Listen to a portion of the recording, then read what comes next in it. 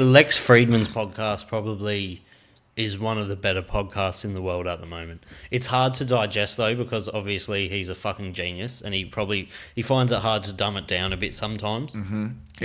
Especially when he's on with like another brilliant mind. That's the thing. When hard. he's on with another brilliant mind, but I love that stuff with him because it challenges me. Like when I tried to listen to Commander Fravor episode, and I was just like, oh boy, this is so different to the episode with Joe Rogan. That's why it's so different. You got to realize what you're getting into, and again, it's content and what they're talking about, but then the way they talk, and then again, I've heard other people as well talk about podcasts and why they listen, even if they don't a certain way they speak, which might be someone might really enjoy. They actually appreciate the way someone speaks. Could be a total deterrent to someone else. Well, did you know?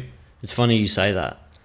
Is it? Low frequency voices are highly desirable for long periods of time. When you think about the greatest podcast in the world, Joe Rogan has a low frequency voice. He's easy to listen to. He kind of lulls you.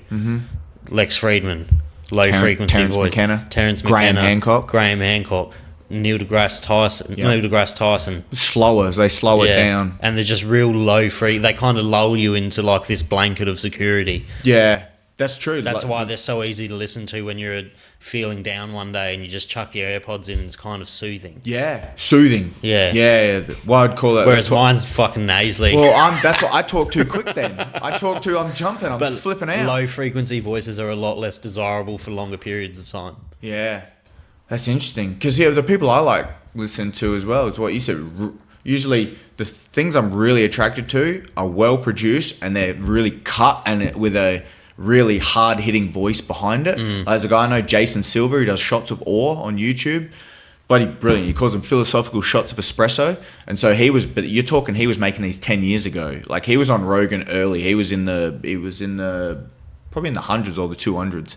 He was in early because he was already making little snippet videos and producing them really well, but giving you a hard hitting 2 or 3 minutes of just these fucking information, techno utopian. Yeah. So he was just like, "What about this? Oh, the imagination!" And you're just hitting. You're just like, that's why you're just hitting it like you've just got a caffeine hit, just going, "Jeez." Have you ever watched a Mr. Beast video?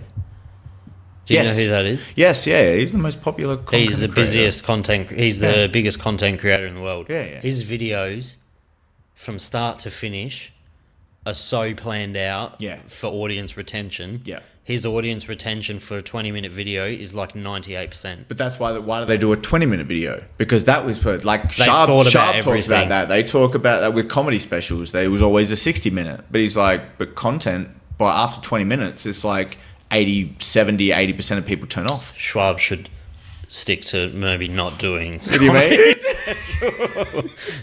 He doesn't even need fucking 20 minutes of comedy in him. It was fucking horrible.